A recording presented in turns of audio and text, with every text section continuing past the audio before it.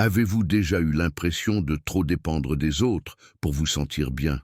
Vous attendez un appel, un mot, une validation, et quand cela n'arrive pas, le vide vous consume.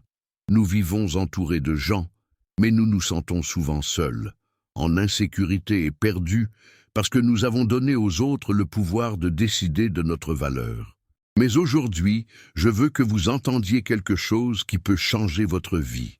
Vous n'avez pas besoin de dépendre de qui que ce soit pour être en paix. En vous existe déjà la force, la sérénité et la sagesse que vous recherchez à l'extérieur. Dans cette vidéo, vous découvrirez comment vivre avec l'indépendance émotionnelle, le calme intérieur et le pouvoir de quelqu'un qui n'a plus peur d'être seul, car il a appris à être entier. Respirez profondément et préparez-vous à réveiller votre esprit stoïque. Avant de commencer, abonnez-vous à la chaîne et activez la cloche. Laissez-moi la phrase dans les commentaires. Je choisis de vivre sagement, répétez-le vous. Ce faisant, nous contribuerons à ce que ce message atteigne davantage de personnes qui ont besoin d'entendre ces mots aujourd'hui. 1. L'éveil de l'indépendance intérieure. Imaginez, aujourd'hui, vous n'attendez plus un « oui » pour vous lancer. Ni de votre patron, ni de votre partenaire, ni du monde. Vous vous lancez. C'est le point de départ stoïcien. Cessez de vivre selon la permission et commencez à vivre selon des principes. Cela signifie comprendre que la vie ne se résume pas à ce qui vous arrive, mais à la façon dont vous choisissez d'y réagir. Les sages n'attendent pas que les conditions soient parfaites. Ils agissent avec ce qu'ils ont là où ils sont. Tout change quand on apprend à distinguer ce qui dépend de soi de ce qui ne dépend pas de soi. Ce qui dépend de soi, ce sont ses pensées, ses décisions, son attitude, ses efforts. Ce qui ne dépend pas de soi, ce sont l'opinion des autres, la météo, son passé ou leurs actions. Confondre ces deux choses engendre la frustration, mais les séparer donne naissance à la liberté. Car on cesse de vouloir contrôler ce qui est hors de notre portée, et on commence à renforcer ce que l'on peut réellement contrôler, son esprit et ses actions. Vous êtes comme un arbre. Vous ne pouvez pas contrôler le vent, mais vous pouvez approfondir vos racines. Ces racines sont vos valeurs, votre objectif et votre discipline. Plus elles sont solides, moins les tempêtes vous affecteront. Une journée difficile ne détruit pas quelqu'un qui a appris à se soutenir intérieurement. C'est cela la véritable indépendance, la force de ne pas avoir besoin que le monde aille bien pour que vous alliez bien. Pensez à quelque chose de simple. Maria attend un SMS pour se sentir mieux. Il n'arrive pas. Elle est frustrée, elle se sent rejetée. Elle a abandonné sa paix intérieure à son téléphone. Mais Maria peut choisir une autre réponse. Elle éteint son téléphone, va se promener, écoute sa respiration et se rappelle que la valeur de sa journée ne dépend pas d'un SMS, mais de ce qu'elle fait de son temps. Au final, elle n'a besoin de personne pour lui dire que ça en vaut la peine. Elle le ressent, car elle a agi selon ses principes. C'est le fondement du stoïcisme. Agir sans attendre la permission, rester calme, sans avoir besoin de contrôle. Lorsqu'on décide de vivre ainsi, l'anxiété se dissipe et la sérénité émerge. Parce qu'on comprend que le pouvoir a toujours été en soi, et non chez les autres. Et c'est la première étape de l'art de vivre sagement. Mais juste au moment où vous pensez avoir atteint votre indépendance, vous découvrez un ennemi silencieux qui peut vous enchaîner à nouveau, la dépendance émotionnelle à l'approbation des autres. Et c'est là que commence la prochaine étape de ce chemin. 2. Le piège de la dépendance émotionnelle. Lorsque vous commencez à éveiller votre indépendance intérieure, vous découvrez qu'une chaîne invisible vous retient encore, le besoin d'être approuvé, aimé ou validé par les autres. C'est un piège subtil, car invisible.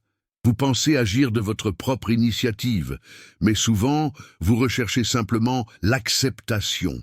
Et lorsque cette approbation ne vient pas, votre âme vacille. Dès l'enfance, on nous apprend à rechercher les applaudissements. Fais ceci et ils te souriront.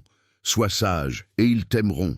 Sans nous en rendre compte, nous grandissons en mesurant notre valeur au regard des autres. Mais le stoïcien sage ne vit pas de louanges. il vit de principe. Il n'a pas besoin d'applaudissements pour se sentir précieux, car sa paix ne dépend pas de l'écho, mais de sa constance. Imaginez, quelqu'un vous critique et vous blesse, non pas parce qu'il a raison, mais parce que vous lui avez donné le pouvoir de vous définir. C'est la racine de la dépendance affective. Lorsque votre tranquillité d'esprit est perturbée par ce que dit quelqu'un, cela signifie que vous n'avez pas encore appris à être votre propre juge. La personne sage, quant à elle, écoute, réfléchit et reste ferme. Elle ne cherche pas à avoir raison, elle cherche à rester calme. La dépendance affective est comme un gouffre sans fond. Plus on recherche d'amour, d'attention ou de reconnaissance, plus on se sent vide. Car le véritable épanouissement ne se trouve pas dans la réception, mais dans s'être. Soyez constant, soyez honnête avec vous-même, soyez maître de votre esprit. Le stoïcien aime profondément, mais ne se perd pas dans cet amour. Il aide, mais ne se détruit pas en aidant. Il accompagne, mais ne s'oublie pas. Voyez les choses ainsi. Nul besoin de baisser votre niveau pour que les autres brillent. S'il faut se rabaisser pour être accepté, ce n'est pas de l'amour, c'est de la peur. Et vivre dans la peur, c'est renoncer à sa liberté. Rien n'est plus fort que la peur de décevoir les autres. Mais la liberté vient quand on s'autorise à être authentique, même si cela met certains mal à l'aise.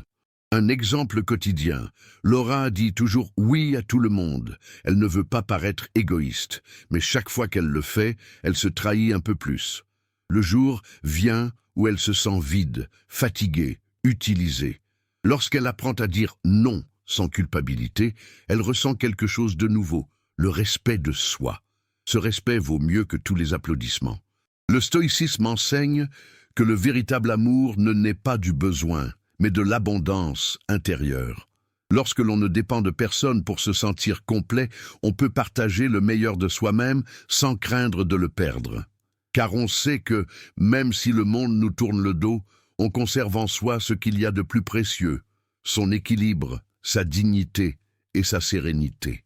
Et juste au moment où vous comprenez cela, la prochaine leçon du chemin émerge. Découvrir que la vraie force ne se démontre pas par des cris ou par la domination, mais par silence, calme et fermeté intérieure, c'est l'étape suivante, où l'âme apprend le pouvoir de la force silencieuse. 3. La forteresse silencieuse. Lorsque vous parvenez à vous libérer du besoin d'approbation, quelque chose de puissant commence à grandir en vous. Une force calme et silencieuse qui ne cherche pas à se manifester, mais se ressent dans tout ce que vous faites. C'est la véritable force de l'esprit. Il ne s'agit pas de crier plus fort que les autres ou de prouver que vous avez raison. Il s'agit de rester calme lorsque le monde qui vous entoure vous échappe. Le sage stoïcien n'a pas besoin d'élever la voix pour s'affirmer. Sa présence évoque le calme. Son esprit est comme un lac dans la tempête. Le vent peut en remuer la surface, mais le fond reste immobile. Ce calme n'est pas une faiblesse, c'est une maîtrise, la maîtrise de soi et la forme suprême de pouvoir. Nous vivons dans une société où l'on confond force et agressivité, confiance en soi et arrogance. Mais la véritable force n'a pas besoin de validation, car elle naît de l'équilibre intérieur. Les forts ne sont pas ceux qui triomphent des autres, mais ceux qui surmontent leurs propres émotions. Les sages ne se battent pas avec tout le monde, car ils ont déjà gagné la bataille la plus difficile, celle qu'ils livrent en eux-mêmes. Prenons un exemple courant. Quelqu'un vous provoque, vous critique injustement.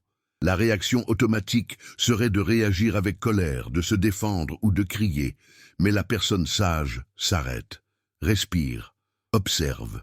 Comprend que sa paix vaut mieux que n'importe quelle dispute. Elle sait que perdre son calme signifie céder le contrôle à l'autre. Alors, elle choisit de se taire, non par peur, mais par pouvoir. Car celui qui contrôle sa réaction contrôle la situation.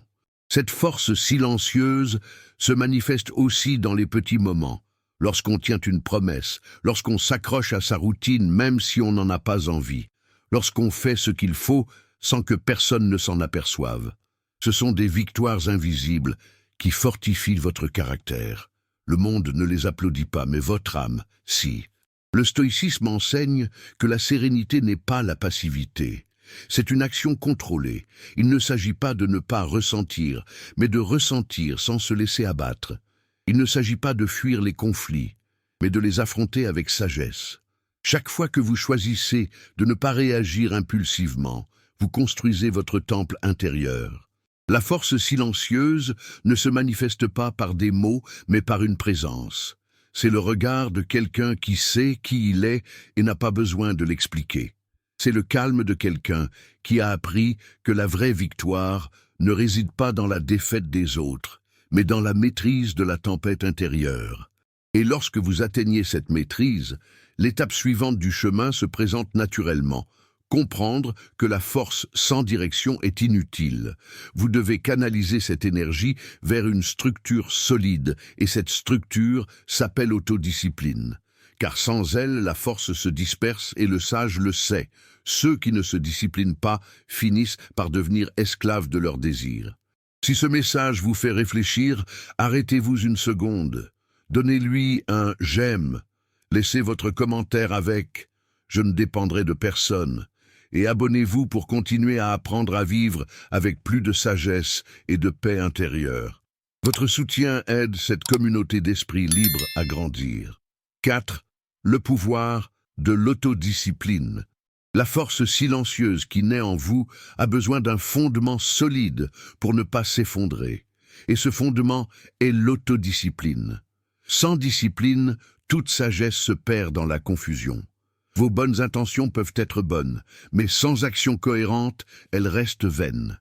L'autodiscipline est le pont entre ce que vous savez et ce que vous faites, entre vos rêves et vos réalisations. Le sage stoïcien ne s'appuie pas sur la motivation. La motivation est comme le vent, elle change, s'affaiblit, disparaît. L'autodiscipline, en revanche, est comme un feu intérieur qui ne s'éteint jamais parce qu'on l'alimente par la persévérance. On ne fait pas les choses par envie, on les fait parce qu'on sait que c'est bien. Et cela, même si cela peut paraître simple, transforme radicalement notre vie. Pensez à quelque chose chaque jour. Vous vous réveillez le matin et n'avez aucune envie de faire quoi que ce soit.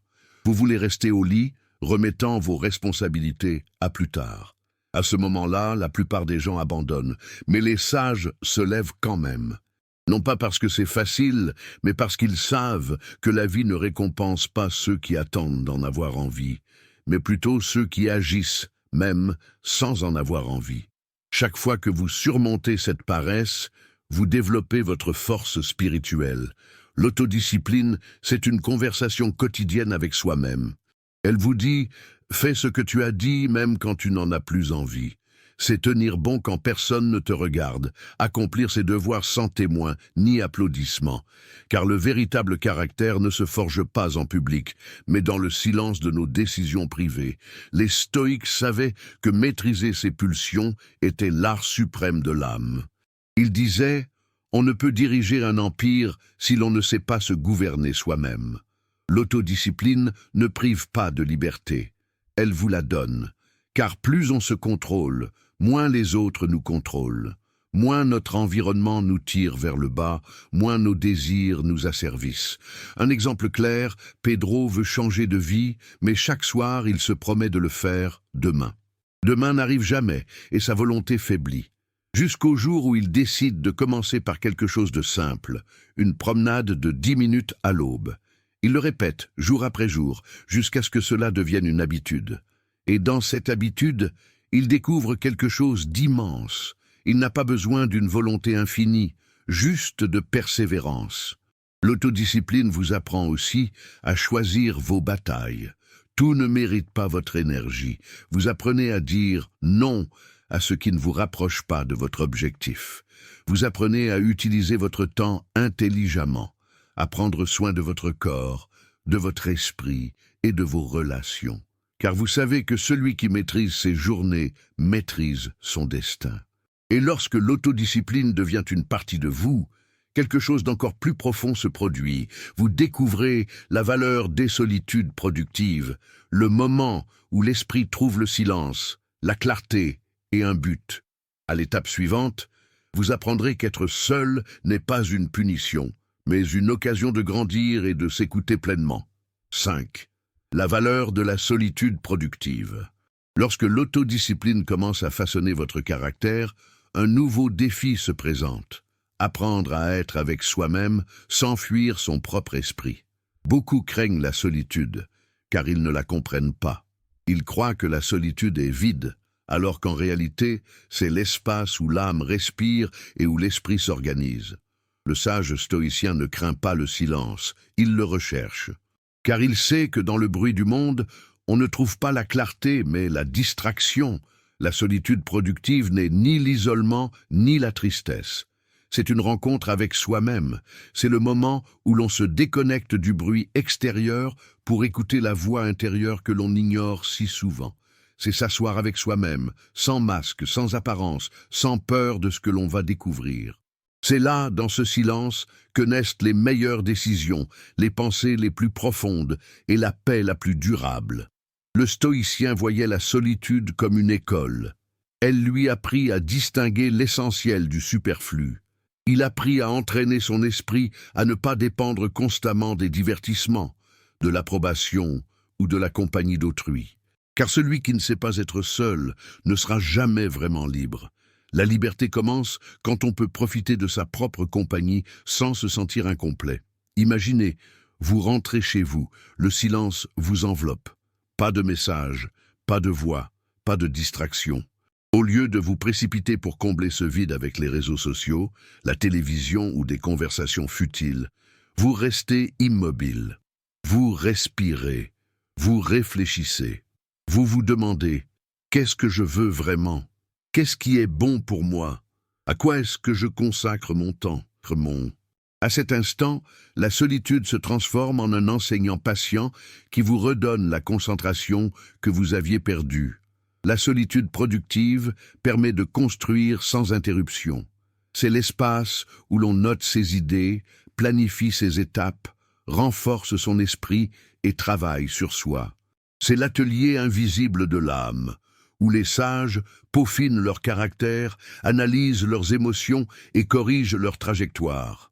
Dans la solitude, on cesse de réagir et on commence à créer. Mais la plupart des gens s'en détournent, car ils ont peur d'affronter leurs pensées. Pourtant, les sages savent que l'esprit, comme une pièce en désordre, a besoin d'être nettoyé. Si vous le remplissez constamment de bruit, vous ne pourrez jamais tout remettre à sa place. Au contraire, en choisissant le calme et le silence, vous commencez à entendre clairement ce qui compte vraiment. La solitude ne vous affaiblit pas, elle révèle votre force. Car lorsque vous apprenez à être autonome, personne ne peut utiliser vos besoins contre vous. Vous ne dépendez plus de l'affection, de la reconnaissance ou de la présence d'autrui pour vous sentir complet. Vous êtes en paix, car vous avez découvert que votre propre compagnie suffit. Et lorsque vous atteignez cette paix intérieure, quelque chose d'encore plus puissant se produit. Vous réalisez que, pour maintenir cette sérénité, vous devez maîtriser le niveau suivant. Contrôle de vos émotions. Car il ne sert à rien d'être seul si vos pensées vous harcèlent intérieurement. La prochaine étape sur la voie stoïque sera précisément celle-ci. Apprendre à ressentir sans en être esclave. 6. La maîtrise des émotions. Après avoir appris à être seul sans peur, l'étape suivante consiste à maîtriser ses émotions. Et non, les maîtriser ne signifie pas les réprimer ou faire comme si elles n'existaient pas. Cela signifie les comprendre, les observer et ne pas les laisser influencer nos décisions. Le stoïcien sage ressent comme tout le monde, mais il ne se laisse pas entraîner par ses émotions. Son esprit est comme un cavalier qui guide le cheval des émotions, et non un homme entraîné par elles. Prenons l'exemple de la colère. Nous la connaissons tous. Nous la ressentons lorsque quelqu'un nous blesse, lorsque les choses ne se passent pas comme prévu, lorsque le monde nous semble injuste.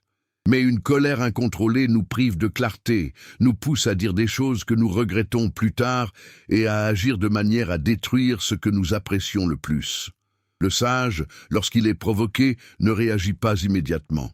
Il respire, il attend, il observe, il sait que s'il réagit par l'émotion, il ne sera pas maître de lui-même, mais esclave de l'instant.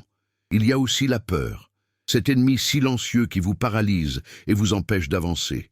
La peur d'échouer, d'être jugé, de perdre. Le sage ne se moque pas de la peur, il l'étudie. Il se demande « Qu'est-ce qui dépend de moi dans cette situation ?» Et il se concentre uniquement sur cela. Il laisse le reste s'écouler, car il comprend que la peur ne disparaît pas en la fuyant, mais en l'affrontant avec raison et action. La tristesse, en revanche, enseigne la profondeur, mais s'y attarder trop longtemps peut obscurcir l'âme. Les sages l'acceptent, mais ne la nourrissent pas. Ils pleurent s'il le faut, mais se relèvent ensuite. Ils savent que la vie est un changement constant et que s'accrocher à la douleur est une forme de refus de vivre. La maîtrise émotionnelle ne s'acquiert pas du jour au lendemain. C'est une pratique quotidienne. Elle exige de s'observer, d'identifier ses réactions et de se demander « Est-ce que j'agis par raison ou par impulsion ?» Chaque fois que vous choisissez le calme, vous renforcez votre esprit. Chaque fois que vous choisissez de réfléchir avant de parler, vous construisez votre liberté intérieure. Imaginez une scène. Quelqu'un vous insulte dans la rue. Votre premier réflexe est de réagir, de vous défendre, d'attaquer, mais vous vous arrêtez. Vous vous demandez « Qu'est-ce que j'y gagne ?» La réponse est « Rien ». Alors vous choisissez de marcher en silence, non pas par faiblesse, mais parce que vous ne cédez pas votre pouvoir à quelqu'un qui ne mérite pas votre énergie. C'est ça, le contrôle. C'est ça, la sagesse. La personne sage ne cherche pas à éliminer ses émotions, car elles font partie intégrante de l'être humain. Elle cherche à ne pas se laisser dominer par elles. Elle apprend à ressentir sans perdre le fil, à pleurer sans abandonner, à avoir peur sans s'arrêter. Et avec le temps, son esprit devient un havre de sérénité au milieu du chaos. Et une fois que vous maîtrisez vos émotions, vous comprenez quelque chose de plus profond encore. La véritable liberté ne réside pas dans le fait de faire ce que l'on veut, mais dans la responsabilité de ses choix. Car ceux qui se maîtrisent sont libres, mais ceux qui s'y soustraient sont enchaînés. L'étape suivante consiste donc à comprendre que la responsabilité personnelle est la clé de la liberté intérieure. 7. La responsabilité personnelle comme liberté.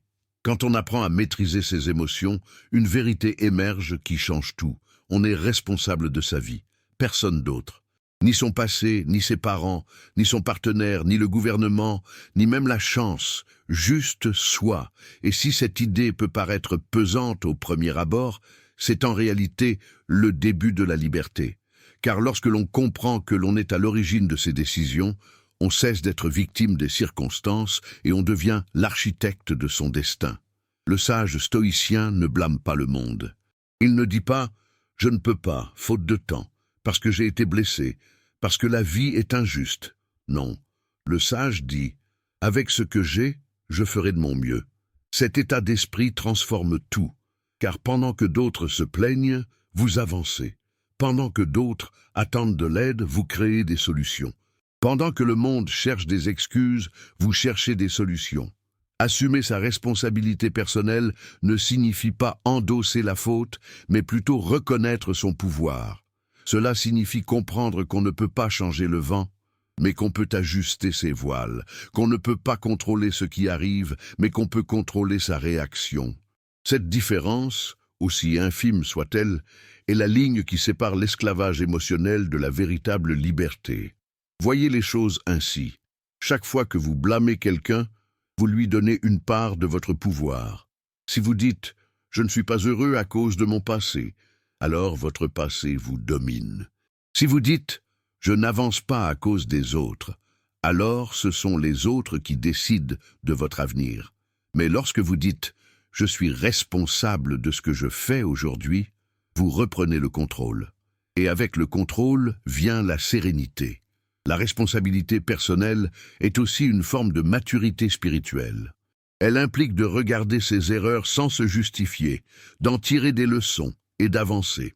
Les sages ne se culpabilisent pas de leurs échecs, mais ne se trompent pas non plus. Ils observent, corrigent et agissent. Ils ne vivent pas dans le regret, mais dans l'apprentissage, car ils savent que chaque erreur qu'ils affrontent honnêtement se transforme en sagesse. Imaginez quelqu'un qui accuse constamment son environnement, le travail, la circulation, l'économie. Il vit dans une frustration constante, car tout dépend de facteurs externes. Imaginez maintenant quelqu'un qui, sans se plaindre, cherche à s'adapter, à s'améliorer et à grandir. Cette personne n'a peut-être pas tout sous contrôle, mais elle est en paix, car elle comprend que la véritable liberté ne repose pas sur un monde parfait, mais sur une force de caractère. Le stoïcisme enseigne que la liberté ne consiste pas à faire ce que l'on veut, mais à vouloir ce que l'on fait. En choisissant consciemment ses pensées, ses paroles et ses actions, on cesse d'être entraîné par le chaos. On commence à vivre avec un but. Et vivre avec un but, c'est vivre libre. Mais assumer ses responsabilités ne vous rend pas rigide ou solitaire. Cela signifie aussi agir avec générosité, sans rien attendre en retour. Par conséquent, la prochaine étape sur le chemin de la sagesse consistera à comprendre un point essentiel: faire le bien, non pas pour une récompense, mais pour la vertu. Car celui qui agit avec pureté, sans attendre de gratitude, atteint la véritable grandeur de l'âme. Si ce message vous fait réfléchir, arrêtez-vous une seconde. Donnez-lui un « j'aime », laissez votre commentaire avec « je ne dépendrai de personne » et abonnez-vous pour continuer à apprendre à vivre avec plus de sagesse et de paix intérieure. Votre soutien aide cette communauté d'esprit libre à grandir. 8. N'attendez pas la gratitude, soyez gratitude. Quand on prend sa vie en main, il arrive un moment où l'on comprend profondément.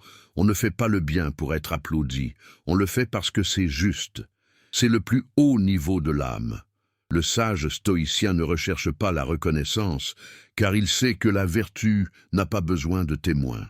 Faire le bien, servir, aider ou agir avec justice n'est pas une monnaie d'échange, c'est une façon d'être. Nous vivons dans un monde où beaucoup donnent en espérant quelque chose en retour. Ils attendent de la gratitude, de l'attention ou une récompense. Mais lorsqu'ils ne la reçoivent pas, ils se sentent déçus, blessés, trahis. Pourquoi ? Parce que leur acte ne vient pas du cœur, mais d'une attente. Les sages, en revanche, donnent sans condition. Ils font ce qui est juste et suivent leur chemin, car leur satisfaction ne réside pas dans la réponse de l'autre, mais dans leur propre constance. Imaginez aider quelqu'un dans une période difficile. Vous le faites sincèrement, mais cette personne prend ses distances, voire vous oublie. Votre esprit réagit « et ma gratitude ?» Mais le sage sourit et dit « J'ai déjà eu ma récompense, j'ai fait ce que je devais. » Car lorsqu'on agit avec vertu, la récompense n'est pas extérieure, elle est intérieure. La paix ressentie en agissant avec intégrité vaut mieux que 1000 merci en l'air. Sénèque disait que celui qui attend de la gratitude vend sa gentillesse au lieu de l'offrir. Et il avait raison. Lorsqu'on aide sans rien attendre en retour, on découvre une forme de libération. On ne dépend plus de personne pour trouver la paix. On a fait de la gratitude une attitude et non une exigence. Être reconnaissant, c'est reconnaître la valeur de chaque instant, même les plus difficiles. Être reconnaissant non seulement lorsque la vie nous sourit, mais aussi lorsqu'elle nous enseigne quelque chose. Car les sages comprennent que chaque situation, aussi difficile soit-elle, est porteuse d'enseignements. Soyez reconnaissants pour les succès, mais aussi pour les échecs, car les deux vous font grandir. La gratitude n'est pas passive. C'est une force active qui transforme votre vision du monde. Si vous regardez avec des yeux plaintifs, vous trouverez des raisons de souffrir. Si vous regardez avec des yeux reconnaissants, vous découvrirez que même au cœur du chaos, il y a de la beauté, des opportunités, des apprentissages. Chaque jour où vous vous réveillez, chaque respiration que vous prenez, chaque personne qui passe est une occasion d'être reconnaissant et d'agir avec vertu. Le sage n'a pas besoin d'être remercié, car il vit déjà dans la gratitude. Sa paix ne dépend pas du comportement des autres, mais de sa conscience tranquille.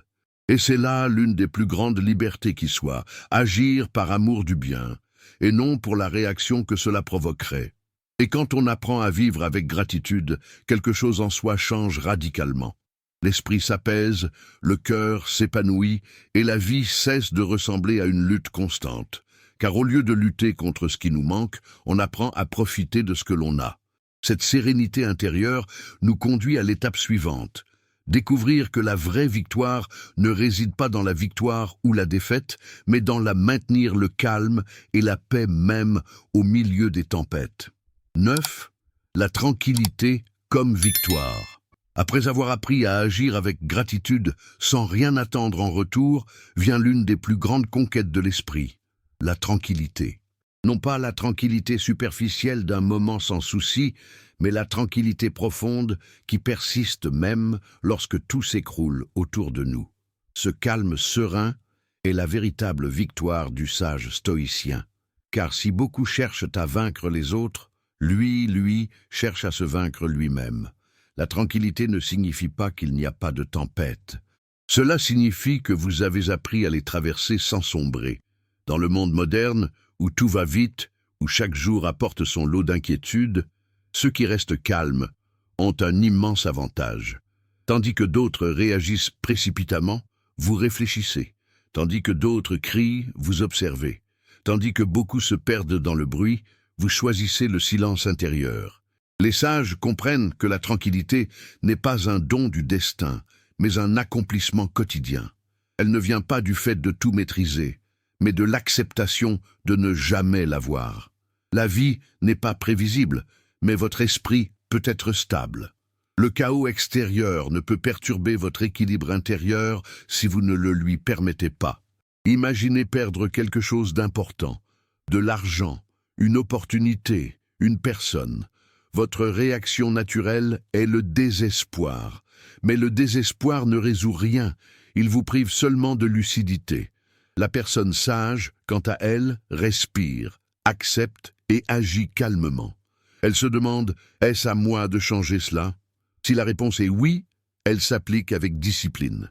Si c'est non, elle lâche prise avec dignité. Cette capacité à distinguer ce que l'on peut contrôler de ce que l'on ne peut pas contrôler est le fondement de la paix intérieure. La tranquillité exige aussi de l'humilité. Savoir que l'on n'est pas le centre du monde, que tout ne se déroulera pas comme prévu, que la vie nous mettra à l'épreuve encore et encore. Mais chaque épreuve est une occasion de devenir plus fort. Lorsqu'une personne sage perd quelque chose, elle ne dit pas « j'ai été vaincu », elle dit « j'ai appris ». Et c'est dans cette attitude que réside sa victoire. Voyez les choses ainsi. Si la colère, la peur ou la tristesse vous déséquilibrent, ce ne sont pas les problèmes qui vous vainquent, mais vos réactions. Le véritable combat se déroule en vous. Et lorsque vous apprenez à rester calme, aucun ennemi extérieur ne peut vous vaincre. Cette sérénité devient votre armure la plus puissante. Le calme transforme également vos relations. Lorsque vous ne réagissez plus de manière impulsive, les disputes perdent leur pouvoir.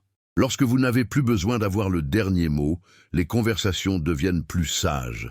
Choisir d'écouter plutôt que de répondre vous permet de mieux comprendre et de moins souffrir. Le calme ne vous isole pas des autres, il vous permet d'établir un lien avec eux avec maturité. Un esprit calme est un esprit libre, et la liberté, pour le sage, est le bien suprême. Ni richesse, ni succès, ni célébrité ne peuvent égaler la paix d'un cœur serein. Telle est la victoire invisible du stoïcien, vaincre sans combattre, conquérir sans dominer, vaincre sans écraser. Et lorsque vous atteignez cette sérénité, lorsque vous découvrez que rien d'extérieur ne peut perturber votre paix, vous êtes prêt pour la leçon suivante. Comprendre que la vie ne vous apportera pas toujours des victoires et qu'apprendre à perdre sans se sentir vaincu est l'un des plus grands tests de sagesse. 10. Apprenez à perdre sans vous sentir perdant. À ce stade, après avoir atteint la paix intérieure, le sage stoïcien est confronté à l'une des leçons les plus dures et les plus libératrices de la vie. Apprendre à perdre.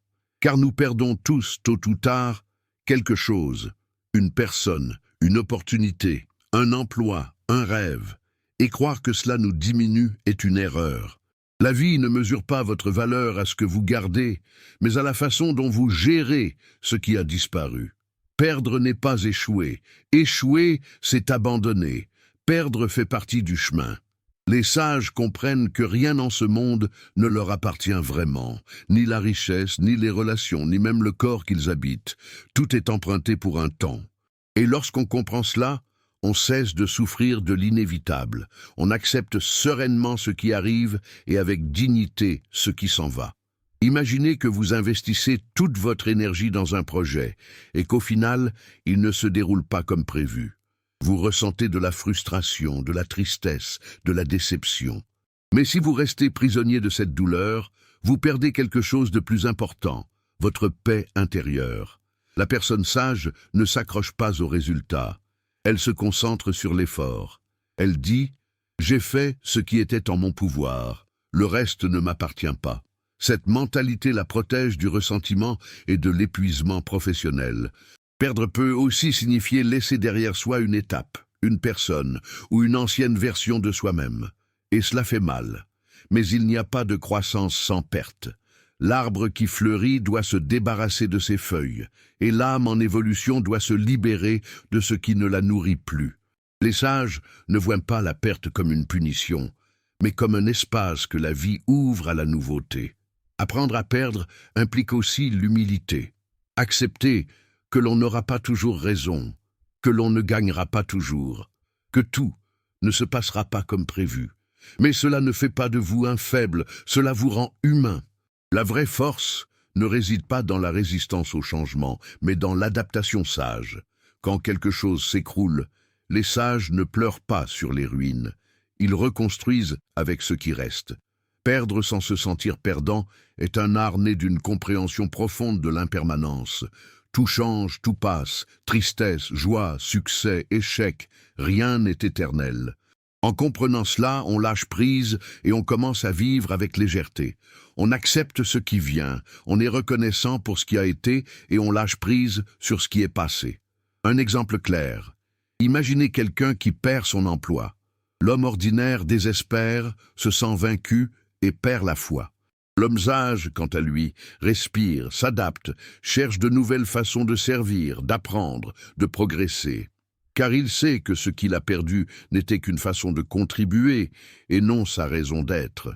L'essentiel, sa personnalité, ses connaissances, sa discipline, demeurent intacts.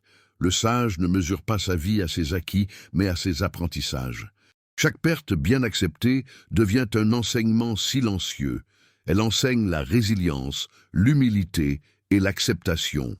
Car la vie, plus qu'un chant de victoire, est un entraînement constant de l'âme. Et lorsque vous considérez la perte comme une partie naturelle de l'existence, quelque chose de magnifique se produit. Vous découvrez que vous pouvez donner sans peur, aimer sans dépendance, et lâcher prise sans vous briser. Parce que vous comprenez que rien ne vous appartient, mais que tout vous façonne. Et puis, avec cette sagesse, vous arrivez à l'étape suivante, comprendre l'équilibre entre donner et recevoir, pour que votre générosité ne vous épuise pas et que votre indépendance ne vous isole pas. Car les sages savent que la vertu réside dans le juste milieu, donner sans se perdre et recevoir sans culpabiliser. 11. L'équilibre entre donner et recevoir. Après avoir appris à perdre sans se sentir vaincu, une question inévitable se pose. Jusqu'où dois-je me donner sans me vider? Car la vie, dans sa sagesse, nous apprend non seulement à lâcher prise, mais aussi à trouver l'équilibre.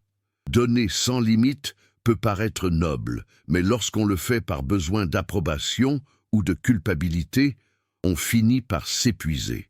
Le sage stoïcien comprend que la vertu réside dans le juste milieu. Donner avec le cœur, tout en préservant l'âme. Beaucoup confondent générosité et sacrifice constant. Ils donnent leur temps, leur énergie et leur paix à tout le monde, sauf à eux-mêmes. Et puis, ils se demandent pourquoi ils se sentent vides. Mais donner par épuisement n'est pas de la gentillesse, c'est une forme d'abandon. Les sages savent qu'ils ne peuvent pas apporter de lumière si leur lampe est éteinte. C'est pourquoi ils prennent soin d'eux, s'organisent et se ressourcent. Car seuls ceux qui sont équilibrés peuvent vraiment aider. Pensez à quelqu'un qui dit toujours « oui » à tout. Il aide tout le monde, mais ne s'écoute pas. Avec le temps, il se sent exploité, déçu, voire plein de ressentiment. Non pas parce que les autres sont mauvais, mais parce qu'il n'a jamais appris à se fixer des limites. Les limites ne sont pas de la froideur, c'est du respect de soi. La personne sage dit non, lorsque son oui trahirait sa paix intérieure. Et ce non est un acte d'amour, envers elle-même et envers les autres. L'équilibre entre donner et recevoir implique aussi l'humilité. Car tout comme apprendre à dire non est sage, apprendre à accepter l'est tout autant. Certaines personnes se sentent mal à l'aise de recevoir de l'aide, de l'affection ou de la reconnaissance, comme si c'était un signe de faiblesse. Mais ce n'est pas le cas. Recevoir est aussi un acte de gratitude et de sagesse. Le sage accepte ce que la vie offre avec sérénité, sans attachement ni fierté, comprenant que donner et recevoir sont les deux courants d'un même fleuve. La vie est une question d'échange. Rien dans la nature ne se résume à donner ou à prendre. Le soleil réchauffe, la terre nourrit, la mer s'évapore puis restitue la pluie. Tout est en mouvement. Et vous aussi, vous participez à ce cycle. Si vous ne faites que donner, vous vous épuisez. Si vous ne faites que prendre, vous vous videz. Mais si vous donnez avec détermination et recevez avec humilité, vous entrez en harmonie avec la vie.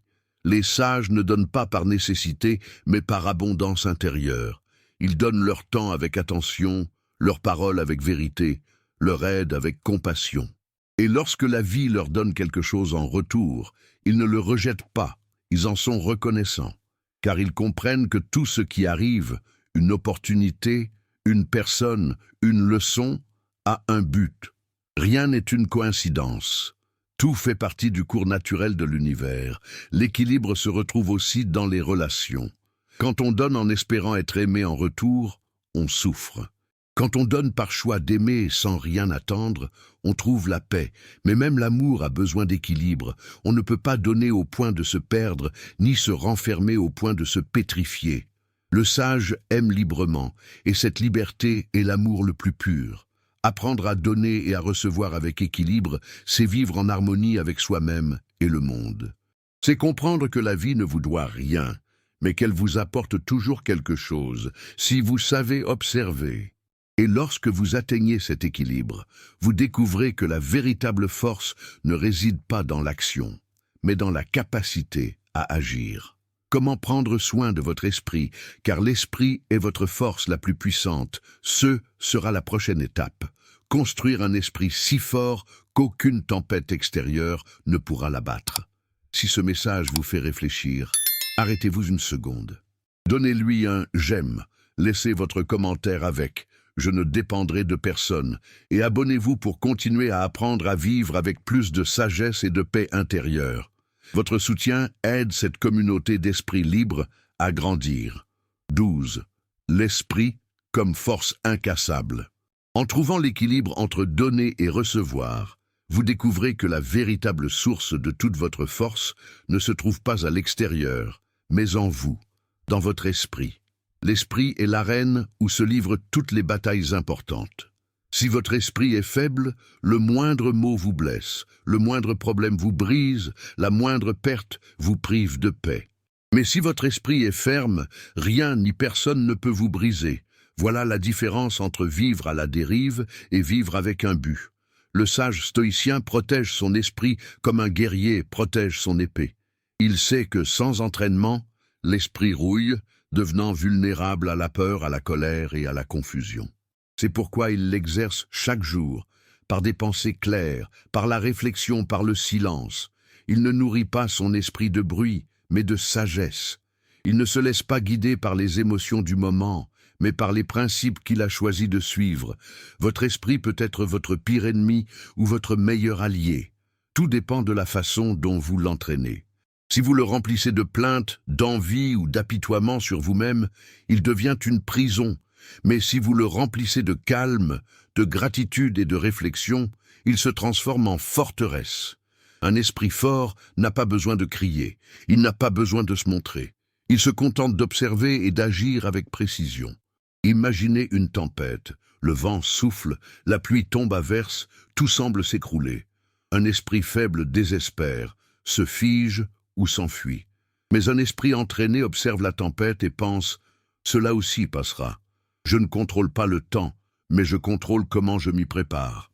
Cette simple différence entre réaction et réflexion change le cours de votre vie. Les stoïciens enseignaient que ce n'est pas l'événement qui vous affecte, mais votre interprétation.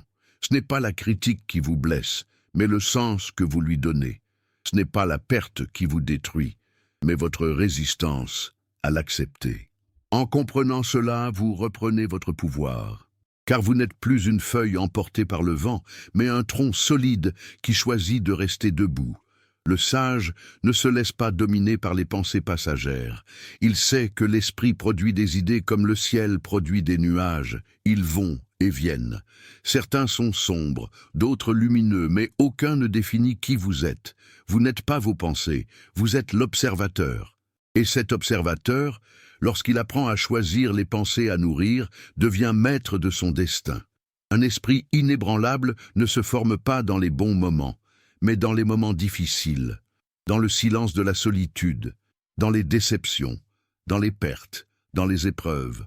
Chaque défi affronté avec sérénité renforce cette force intérieure. Et lorsque le coup de la vie survient, il ne vous détruit pas, il vous rend plus fort, plus sage, plus conscient. Mais un esprit fort sait aussi se taire, car le silence, loin d'être un signe de faiblesse, est un outil de sagesse. La prochaine étape sur ce chemin sera précisément celle-ci. Apprenez le pouvoir du silence. Comprenez que tout ne mérite pas une réponse et que le calme peut être plus puissant que 1000 mots. 13. Le silence comme arme du sage.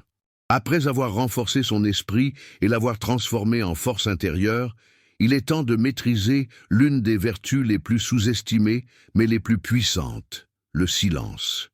Nous vivons dans un monde où tout le monde parle trop, où chacun veut avoir raison, où le brouhaha des opinions couvre la voie de la réflexion. Mais le sage stoïcien n'a pas besoin d'élever la voix pour être entendu. Sa force réside dans son calme, et sa sagesse se reflète dans son silence. Le silence n'est pas l'absence de mots, c'est la présence de la maîtrise. C'est la capacité à contenir une réaction lorsque l'ego a envie de crier, à maintenir la sérénité lorsque les autres perdent le contrôle. C'est observer avant de réagir, réfléchir avant d'agir. Car un mot prononcé sous le coup de la colère peut détruire ce que des années de patience ont construit. Les sages le comprennent, et c'est pourquoi ils choisissent de se taire lorsque parler serait inutile. Pensez au nombre de fois où l'impulsion vous a poussé à dire quelque chose que vous avez ensuite regretté. Dans ces moments-là, ce n'était pas la situation qui vous avait vaincu, mais un manque de maîtrise de soi. Le silence, alors, n'est pas de la lâcheté, c'est une stratégie. Ce n'est pas de la faiblesse, c'est de la sagesse. C'est le temps qui sépare la réaction de la décision. Et ce temps, si bref et si puissant, est ce qui distingue une personne sage d'une personne impulsive. Sénèque disait que nul n'apprend en parlant. Ceux qui ont constamment besoin de répondre, de se justifier ou de remporter un débat, se fuient eux-mêmes. Mais ceux qui savent écouter progressent, car le silence non seulement atténue le bruit extérieur, mais met aussi de l'ordre dans le chaos intérieur. En silence, on écoute son esprit, son corps, son intuition. On apprend à comprendre ce qui se passe réellement en soi. Le sage ne s'engage pas dans toutes les batailles. Il ne discute pas avec ceux qui ne cherchent pas à comprendre, ni ne gaspille son énergie à convaincre ceux qui refusent d'apprendre. Il sait que toute opinion ne mérite pas une réponse, ni que tout conflit ne requiert un vainqueur. Son silence met les imbéciles mal à l'aise, mais il inspire les prudents, car dans son calme réside une leçon que les mots ne peuvent enseigner. Imaginez une conversation animée. Quelqu'un vous provoque, vous crie dessus, vous offense. La plupart des gens réagiraient de la même manière, tirant des mots comme des flèches, mais le sage regarde, respire et reste silencieux.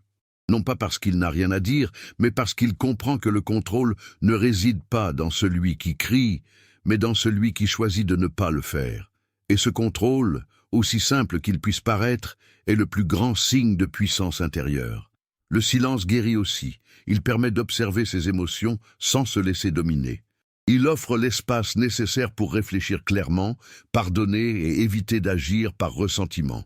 Dans le silence, les blessures guérissent et les idées mûrissent. C'est le terreau où la sagesse s'épanouit. Mais le sage ne reste pas seul dans son silence intérieur. Il apprend aussi à vivre avec moins de bruit extérieur. Il sait se soustraire à l'excès d'informations, aux drames et aux conversations creuses. Il recherche des espaces de calme, car en eux, son esprit se ressource et son esprit s'épanouit. Et lorsque vous apprenez à utiliser le silence comme bouclier, vous n'avez plus besoin de crier pour avoir du pouvoir, ni de vous disputer pour avoir raison. Votre sérénité à elle seule devient un message. Votre paix est votre réponse. Et ainsi, lorsque le silence devient votre allié, vous êtes prêt pour le prochain niveau du chemin. Comprendre que la vraie liberté ne consiste pas à tout posséder, mais à avoir toujours moins besoin. Parce que l'homme sage découvre que la paix ne s'obtient pas en accumulant, mais en lâchant prise. 14. La liberté de ne rien avoir besoin. Après avoir appris le pouvoir du silence, le sage stoïcien parvient à une compréhension plus profonde. La véritable liberté ne réside pas dans le fait d'avoir plus, mais dans le besoin de moins. Car moins on dépend, plus on est libre. Il ne s'agit pas de tout abandonner, mais de libérer son âme du poids des choses, des attentes et des désirs qui nous enchaînent sans que nous nous en rendions compte. Nous vivons dans une société qui nous apprend à désirer constamment. Dès notre plus jeune âge, on nous dit que le bonheur réside dans ce que nous avons, dans ce que nous achetons ou dans ce que nous accomplissons. Mais plus on accumule, plus on craint de perdre, et plus on désire, plus on souffre.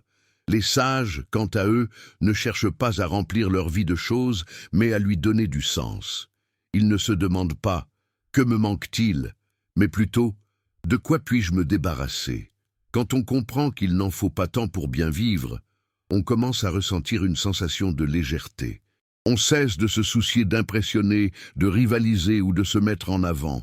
On commence à apprécier les choses simples, une conversation sincère, un repas partagé, une promenade au soleil. Ce qui paraissait autrefois insignifiant devient précieux. Ce qui vous consumait autrefois n'a plus d'emprise sur vous. Le sage sait que les possessions ne sont pas mauvaises, mais les chaînes invisibles qu'elles créent le sont.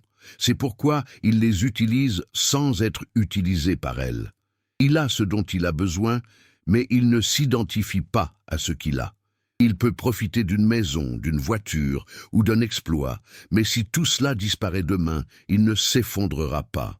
Car sa valeur ne dépend pas de ce qu'il a, mais de ce qu'il est. Pensez à toutes les fois où vous avez souffert de quelque chose que vous avez perdu ou de quelque chose que vous désiriez et qui n'est pas venu. Cette souffrance ne venait pas de la chose elle-même, mais de l'attachement. L'attachement est à la racine de presque toutes les souffrances humaines. L'attachement aux biens matériels, aux personnes, à l'image de soi. Mais lorsqu'on se libère de l'attachement, même la perte devient paix. On ne dit plus « j'ai perdu », mais « j'ai appris ». Le sage pratique la modération non pas comme une punition, mais comme un chemin vers l'épanouissement. Il n'a pas besoin d'un banquet pour savourer son repas, ni d'une foule pour se sentir accompagné, ni de l'approbation de tous pour se sentir digne. Son bonheur ne dépend pas de conditions extérieures, mais de sa sérénité intérieure. Et cela, dans un monde asservi par le désir, est une forme de rébellion. Imaginez un instant que tout ce que vous possédez disparaisse. Votre argent, votre situation, votre confort. Que resterait-il de vous? Le sage répondrait « L'essentiel, mon caractère, mon esprit, ma paix. Tout le reste peut aller et venir. Mais celui qui se possède ne perd jamais tout. La liberté de ne manquer de rien n'est ni l'isolement ni la pauvreté. C'est l'abondance spirituelle. C'est savoir que l'on peut profiter de ce que l'on a sans en être esclave. C'est le calme de quelqu'un qui n'a pas peur de perdre, car il n'est plus lié. Ce calme vous donne une force que personne ne peut acheter ni voler. Et lorsque vous atteignez cette liberté intérieure, lorsque vous découvrez que votre plus grand trésor est votre sérénité, vous êtes prêt pour l'étape finale du chemin stoïcien. Trouvez la paix intérieure comme art suprême, l'état où rien d'extérieur ne peut perturber votre âme. Et où vous comprenez enfin que le sage ne cherche pas à dominer le monde, mais à se dominer lui-même. 15. La paix intérieure comme art suprême. Ayant parcouru tout le chemin de la maîtrise des émotions à la liberté de n'avoir besoin de rien, Le sage stoïcien atteint le sommet de son développement, la paix intérieure. Non pas une paix fragile, brisée au premier problème, mais une paix solide et profonde, qui persiste même au cœur du chaos. Cette paix ne dépend pas du silence extérieur, mais du silence de l'âme. La paix intérieure ne s'obtient pas en fuyant le monde, mais en apprenant à y vivre sans se laisser entraîner par lui. Elle s'obtient en observant le bruit, les conflits, les injustices, tout en conservant sa sérénité. Non pas par indifférence, mais parce que l'on a compris que rien d'extérieur ne peut détruire ce qui est déjà calme en soi. Le sage vit dans le même monde que tout le monde, mais son esprit réside ailleurs, dans le silence. Nombreux sont ceux qui recherchent la paix dans des lieux lointains, voyages, retraites, temples, sans se rendre compte que la véritable paix ne se trouve pas à l'extérieur, mais à l'intérieur. On peut changer de ville, de travail ou de partenaire, mais si on ne change pas d'avis, on emporte la tempête avec soi. La paix n'arrive pas quand tout s'arrange, mais quand on apprend à être bien, même dans le chaos. L'homme sage comprend que chaque pensée peut être source de perturbation ou d'harmonie. C'est pourquoi il choisit soigneusement ce qu'il laisse entrer dans son esprit. Il ne se nourrit ni de drames, ni de critiques, ni de comparaisons. Son attention se porte sur ce qui construit et non sur ce qui détruit. Il apprend à accepter ce qu'il ne peut changer et à transformer ce qui est en son pouvoir. Et c'est dans cette acceptation que réside sa paix intérieure. Imaginez la vie comme un fleuve. Impossible d'arrêter le courant, mais on peut apprendre à flotter. La personne sage ne lutte pas contre le courant. Elle s'adapte, se laisse porter et se laisse porter sans perdre le cap. Elle ne s'accroche pas au passé et ne craint pas l'avenir, car elle se concentre sur le présent, sur l'instant présent, là où la vie se déroule véritablement. C'est là l'essence même de la paix intérieure, vivre l'instant présent en pleine conscience. La paix implique aussi le pardon. Pardonner ne signifie pas justifier les autres, mais plutôt se libérer du fardeau qui nous retient. Le ressentiment est une chaîne qui nous retient dans le passé. Le pardon est la clé qui ouvre la porte de l'âme. Le sage pardonne non pas parce que les autres le méritent, mais parce qu'il mérite lui-même d'être en paix. Et par-dessus tout, la paix intérieure est un choix quotidien. Elle ne s'acquiert pas une fois pour toutes. Elle se cultive chaque jour, à chaque pensée, à chaque réaction, à chaque silence. C'est l'art de revenir à soi-même lorsque le monde nous repousse. Lorsque vous parvenez à cette compréhension, vous n'avez plus besoin de contrôler ni de prouver quoi que ce soit. Vous êtes, tout simplement. Vous êtes présent, calme, ferme dans vos valeurs, libre d'esprit. Rien ne vous manque, car vous comprenez que vous possédez déjà tout. Votre esprit, votre sérénité, votre maîtrise intérieure. Voilà l'art suprême du stoïcisme. Vivre dans un monde que l'on ne maîtrise pas, sans laisser ce monde contrôler son âme. Être comme la montagne qui ne bouge pas malgré le vent, ou comme la mer qui, malgré ses vagues, conserve sa profondeur. Et ainsi, lorsque vous découvrez cette paix qui ne dépend de personne ni de rien, vous comprenez le vrai sens de la sagesse. Ne pas vivre pour conquérir le monde, mais pour se conquérir soi-même. Car celui qui maîtrise son intérieur a conquis l'univers. Tout au long de notre vie, nous avons tous recherché chez les autres ce qui était véritablement en nous. L'amour, l'approbation, la sécurité. Mais dépendre de quelqu'un pour s'épanouir, c'est vivre enchaîné à la peur de tout perdre. Aujourd'hui, vous ressentez peut-être encore ce vide, mais vous savez maintenant qu'il n'est pas rempli de personnes ou de choses, mais de but, calme et connaissance de soi. L'art de vivre sagement ne consiste pas à contrôler le monde, mais à maîtriser votre intérieur. Alors regardez-vous, levez la tête et répétez après moi. Je n'ai besoin de dépendre de personne pour être heureux. Parce que lorsque vous découvrez votre valeur, vous arrêtez de la chercher chez les autres. Et c'est là, exactement là, que commence la véritable liberté. Avant de partir, vérifiez si vous êtes déjà abonné à la chaîne. Partagez cette vidéo avec quelqu'un qui dépend encore des autres pour son bonheur. Ensemble, nous pouvons inspirer davantage de personnes à vivre avec indépendance, sérénité et détermination. Souviens-toi, la liberté commence en vous.